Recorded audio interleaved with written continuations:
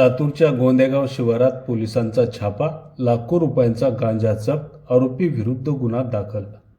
लातूर जवळच्या गोंदेगाव शिवारातल्या गट क्रमांक 132 मधील ऊसाच्या पिकात अचानक पोलिसांच्या पथकाने छापा टाकून लाखो रुपयांचा गांजा जप्त केला।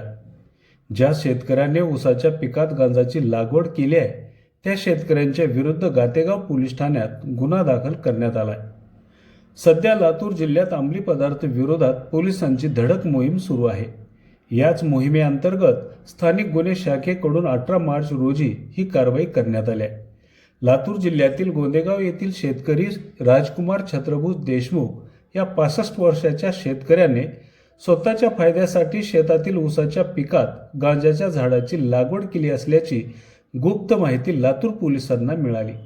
त्यावरून पोलीस अधीक्षक अमोल तांबे यांच्या आदेशानुसार अप्पर पोलीस अधीक्षक मंगेश चव्हाण यांच्या मार्गदर्शनाखाली एक पथक नेमून छापेमारीचे नियोजन करण्यात आले। त्यावरून पथक प्रमुख स्थानिक गुन्हे शाखेचे पोलीस निरीक्षक सुधाकर बावकर यांनी आपल्या पथकासह 18 मार्च रोजी गोंदेगाव शिवारातील गट क्रमांक 132 मधील ऊसाच्या पिकात अचानक छापा टाकला। त्यात ऊसाच्या पिकात लागवड केलेली एकूण 108 गांजाची झाडे त्यांना मिळून आली। सदरची गांजाच्या झाडाचे मोजमाप केले असता 34 किलो 805 ग्राम इतका भरला असून त्याची अंदाजे किंमत 5,22,075 रुपये एवढी आहे।